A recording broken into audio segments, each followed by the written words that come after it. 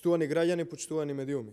Вчера јавно упативме прашања до Нина Ангеловска, СДСМ и Стефан Богоев, а одговор добивме само паушално соопштение од општината каде што се правдаа дека не ги тепале граѓаните на Трнодол при јавниот увид за кој имаше и снимки и сите видоа дека ги тепаат. Денеска, во функција на граѓаните, повторно ќе упатиме неколку прашања.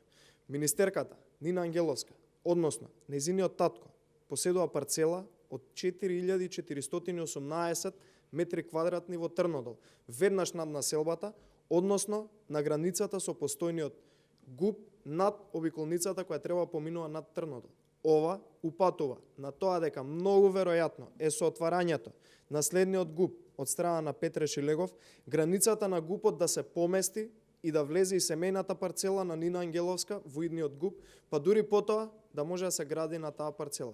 Воспротивно, доколку не е вистина дека ќе се гради обиколница која патеме влезена во урбанистичките планови, како што им говорат општинарите на жителите од Трнодол, за да не го почувствуваат нивниот гнев на изборите, доколку не е вистина дека во иднина има простор и начин тоа земјиште на Нина Ангеловска да стане градежно, зошто тогаш се прави улица низ Трнодол, која ќе води до обиколницата за која што велат дека нема да ја прават и непосредно до парцелата на Нина Ангеловска.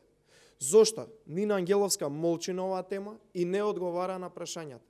Затоа што има интерес кој би го реализирало незиното семејство во иднина.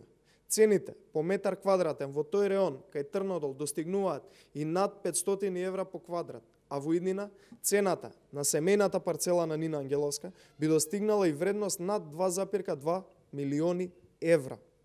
Потенцирам 2,2 милиони евра.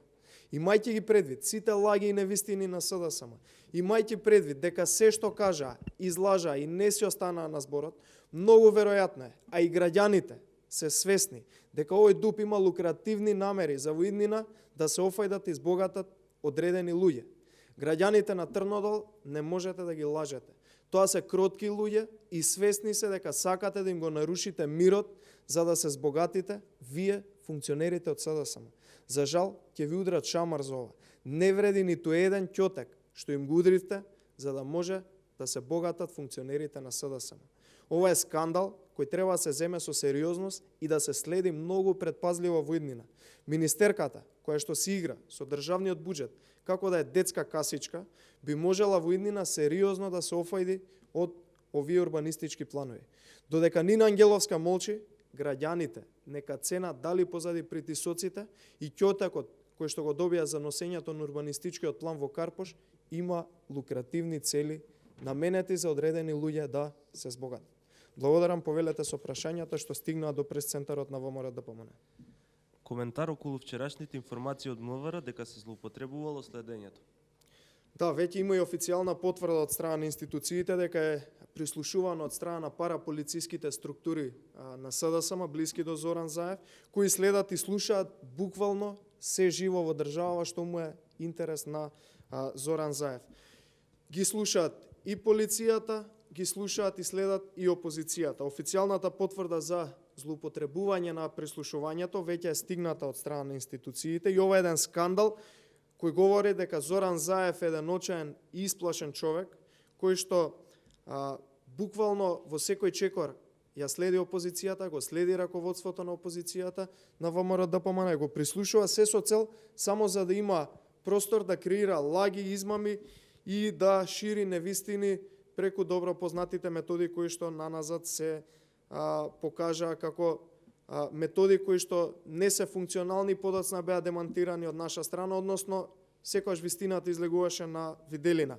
Верувајте дека за ова прислушување крајот и одговорноста доаѓаат многу брзо, тоа е веднаш по изборите кога и да се одржат и за ова ќе мора да се сноси одговорност.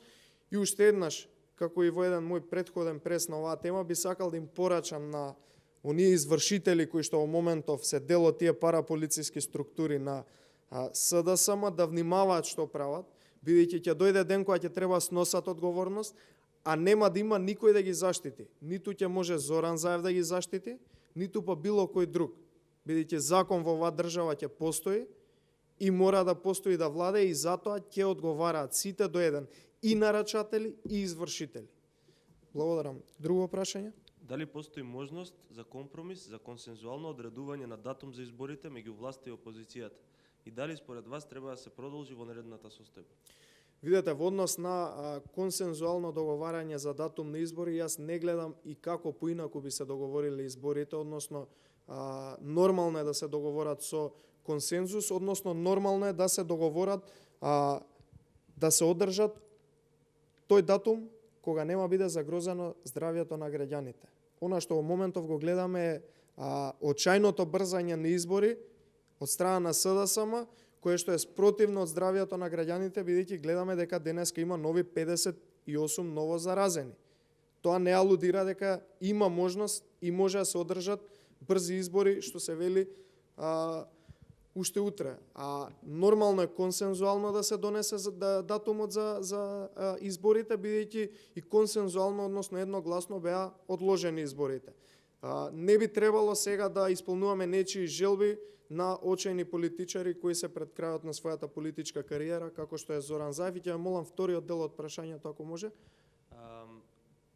Да, за консензуалноста на одредувањето на датум за избори и дали според вас треба да се продолжи вонредната состојба? Во однос на вонредната состојба ќе мораме да ги согледаме сите аргументи кои што ќе гравитираат околу продолжувањето или непродолжувањето на вонредната состојба.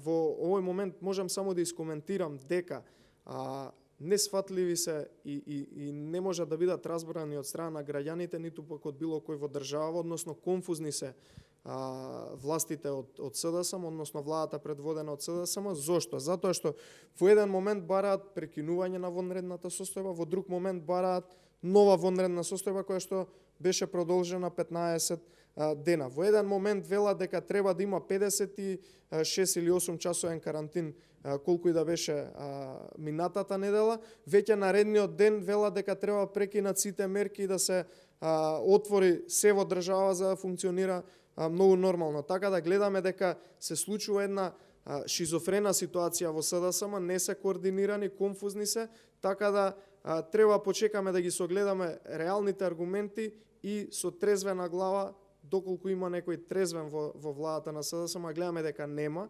да се одлучи дали треба или не треба да има вонредна состојба. Дали преку каналот за комуникација е остварено доближување на ставовите меѓу партиите? Кога треба да се одржат изборите?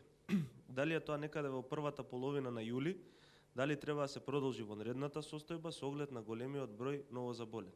Во однос на последниот дел од прашањето, вонредната состојба, одговори во претходниот мој одговор. Во однос на каналот на комуникација, веќе председателот Мицкоски јавно кажа дека има канал на комуникација, но во моментов не би имал простор да дадам некои детали од таа комуникација. Ќе треба почекаме да видиме што ќе се случи официјално во однос на датумот за избори, кога треба да се одржат. Тоа е можеби преку 1000 пати кажано од наша страна. Изборите треба да се одржат во оној момент кога ќе бидеме сигурни дека не е загрижено, не е доведено во прашање здравјето на граѓаните. Така да тоа е датумот кога би требало да се одржат изборите. Покрај тоа што утре завршува вонредната состојба, завршува и доаѓа и времето на ултиматумот на СДСМ кон вас за договор за датум на избори. Како ќе пристапи ВМРО? Дали ќе прифатите избори на 5 јули? Во однос на вонредната состојба, да, веќе го знаете, нашиот став го кажа. Во однос на ултиматумите од страна на СДСМ кон ВМРО, ДПМН, целата држава и граѓаните, односно ултиматумот беше или ќе има избори сега, гајленија за вашето здравје, дали ќе има ново заразени, ново починати, или нема да има сега избори. Еднаш кажав, ќе повторам уште еднаш, СДСМ и Зоран Заев одамна не се фактор кои што ќе даваат ултиматуми до партиите, опозицијата и граѓаните. Во моментов немаат ниту простор, ниту механизам, ниту пак ќе имаат да даваат ултиматуми. Така да тоа мислам дека веќе е одговорено и веќе е јасно. Други прашања? Нема, благодарам.